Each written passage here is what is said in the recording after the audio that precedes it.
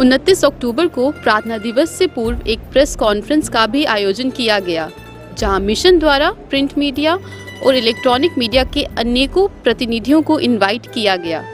इस कॉन्फ्रेंस में संत निरंकारी मिशन के सेक्रेटरी आदरणीय जोगेंद्र सुखेजा जी ने सभी को समागम की व्यवस्थाओं की जानकारी दी और अनेकों अधिकारियों ने अपने भाव व्यक्त किए।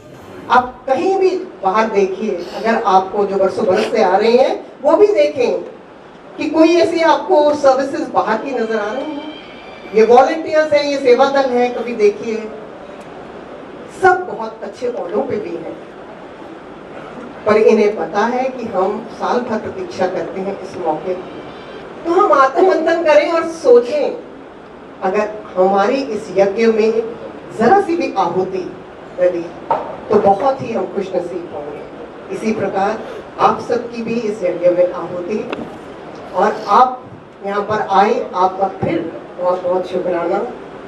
एक चित्र है लेकिन उसको दिखाने के लिए स्क्रीन नहीं है, कागज़ नहीं है, तस्वीर नहीं है, कैसे दिखाएंगे? माध्यम बहुत ज़रूरी है और आप सभी माध्यम हैं, इसीलिए आपका शुक्राना भी है, स्वागत भी है और ये विश्वास भी है कि यहाँ जो एक आत्ममंथन की, जैसे अभी आपने बहन जी से सुना कि सद्गुरु माता सुदीक्षा जी महाराज ने इस वर्ष हमें विषय दिया आत्ममंथन। तो यहाँ जो एक आत्ममंथन का महायज्ञ हो रहा है, जो यहाँ पर एक खूबसूरत दिव्य दैवीय नज़ारा बना हुआ है, वो सारे संसार तक पहुँचाने का आप माध्यम सुंदर बनेंगे, बने हैं और बनेंगे, ये विश्वास है। चाहे इस समागम की थीम का विषय हो आत्ममंथन, चाहे इस विषय को अपने जीवन में अपनाने की बात हो कि कैसे इसको अपनाया जा सकता है और किस प्रकार इस आत्ममंथन को करते हुए लाखों लाखों के श्रद्धालु भगत जो विश्व के कोने कोने में अपना जीवन जी रहे हैं, उनकी बातें अभी हमने सुनी और दास बैठा बैठा महसूस कर रहा था कि आपका और हमारा काम तो सेम ही है। हम भी जगाने का प्रयास कर रहे हैं और आप भी जगाने का प्रयास कर रहे हैं। तो जब दोनों लाइक माइंडेड लोग मिल जाएं तो एक ऐसा कम्बिनेशन बनता है जिससे बहुत सुंदरता लाई जा सकती है। तो इस जगाने के प्रयास में इस समागम का आयोजन हो रहा है।